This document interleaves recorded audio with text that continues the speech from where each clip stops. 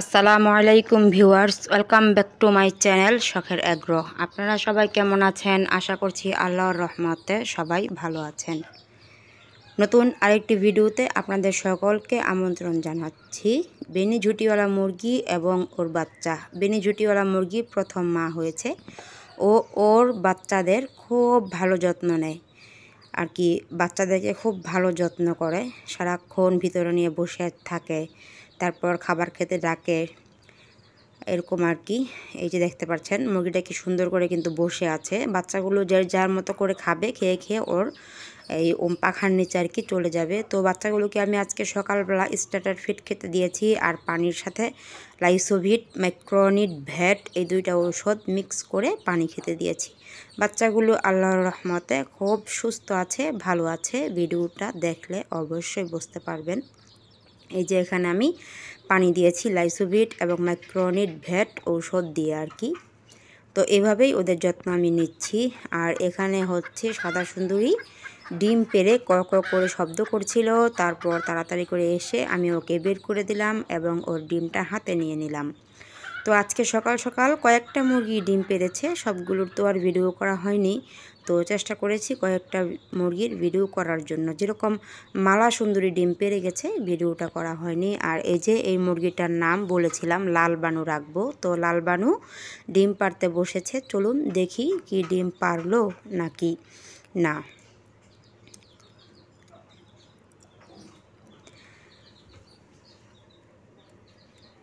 তো লালবানুর নিচে ডিমটা দেখা যাচ্ছে। তো লালবানুর ডিমটা পেড়েছে। লালবানুর ডিমটা মাশাল্লাহ খুব বড় সড়ো।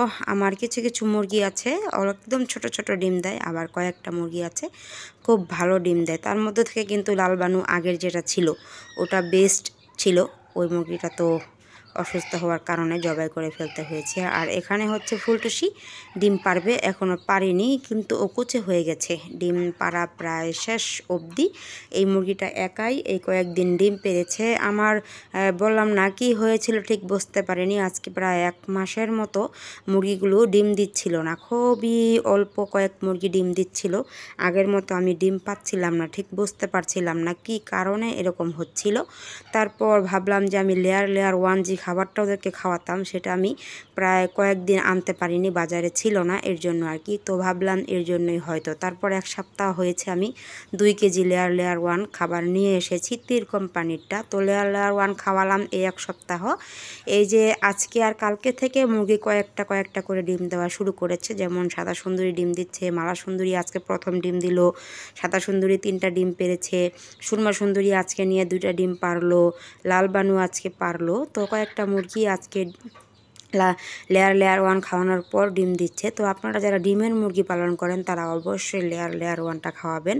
আমি যেটা বুঝলাম লেয়ার 1টা খাওয়ালে মুরগি দ্রুত ডিমে আসে, ডিম পাড়ে। তো আমিও চেষ্টা করি লেয়ার 1 খাওয়ানোর জন্য। তো কয়েকদিন যাবৎ পাইনি, এর জন্য আর কি খাওয়াতে পারিনি। তো আর এখানে হচ্ছে কালো মুরগিটা। কালো মুরগিটার নাম কয়েকজনে বলেছিলেন কালোনি বা কালো রানী রাখার জন্য।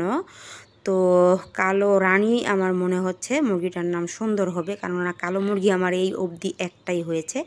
আরও বাচ্চা হয়েছে, এখনও বড় হয়নি, ওরা ছোট ছোট। যেমন কালোমণির নিচে কালো বাচ্চা আছে, তারপর হচ্ছে বেনি ঝুটিওয়ালা মুরগির নিচে কালো বাচ্চা আছে, ওরা ছোট, বড় হয়নি। আপাতত এই একটা মুরগি কালো। তো কালো নি এই নামটা থেকে আমার কাছে কালো রানী এই নামটা খুব ভালো লেগেছে, এর জন্য ওর নামটা আমি কালো রানী রাখলাম। আর এখানে যে 3টা বাচ্চা দেখতে পাচ্ছেন, এই বাচ্চাগুলো হচ্ছে সুরমা সুন্দরীর বাচ্চা। আপনারা জানেন সুরমা সুন্দরীকে দিয়ে আমি বাচ্চা ফুটিয়েছিলাম, সেখান থেকে এই 3টা মুরগি আমি রেখেছি ডিমের জন্য। তো এই 3টাকে আমি আলাদা করে খাবার এবং খাবার পানি খেতে দিই আর কি। তো আজকে 2টা ডিমের ভিডিও করেছি, বাকিগুলো ডিম ভিডিও করতে পারিনি। তো ভিডিওটা এখানে শেষ করছি, সবাই ভালো থাকবেন।